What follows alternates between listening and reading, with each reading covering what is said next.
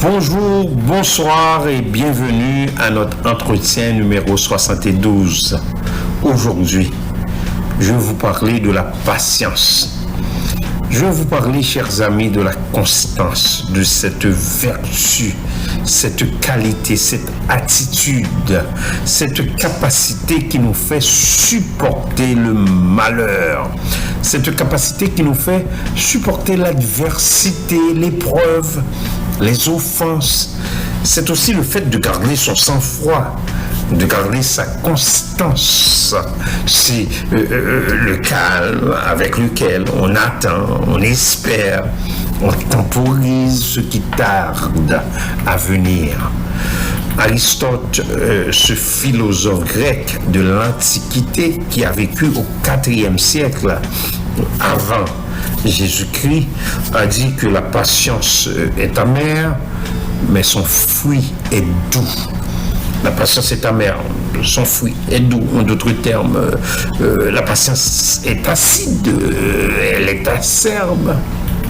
La patience est parfois douloureuse, amère, mais son fruit, son résultat, sa conséquence, son aboutissement est doux, son aboutissement est savoureux, délicieux, succulent même.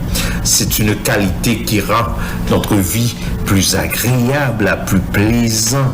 Elle rend notre quotidien plus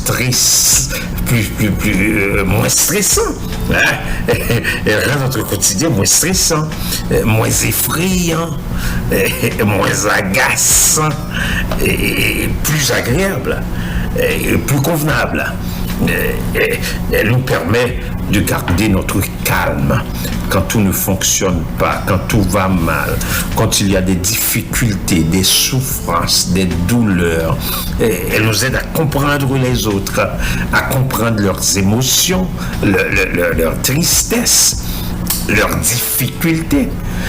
Quand on est impatient, on est plutôt empressé, on est bruyant, pressant, on s'emporte plus facilement. Et cela peut parfois nous amener à dire ou faire des choses blessantes, désobligeantes, malveillantes, injurieuses, même. Et regardez, chers amis, dans sa lettre aux Épîtres aux Romains, l'apôtre Paul a utilisé la patience dans un contexte très particulier. Il a utilisé une trilogie. C'est-à-dire, il a utilisé la patience avec deux autres mots, ça fait trois, hein? Deux autres concepts. Il a utilisé l'espérance et la prière. Hein? Patience, espérance. La patience, l'espérance et la prière. Vous savez que l'espérance, c'est l'attente d'un bien que l'on désire et qu'on entrevoit comme probable. C'est un héritage qu'on attend.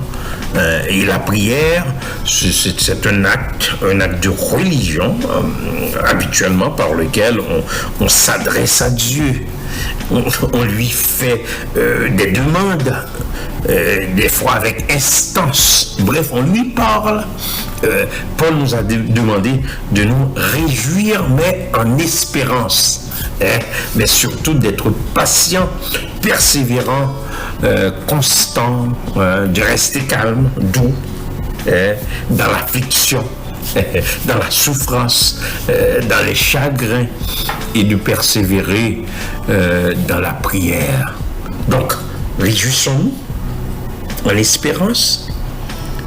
Soyons tous et toutes patients dans l'affliction et persévérons dans la prière.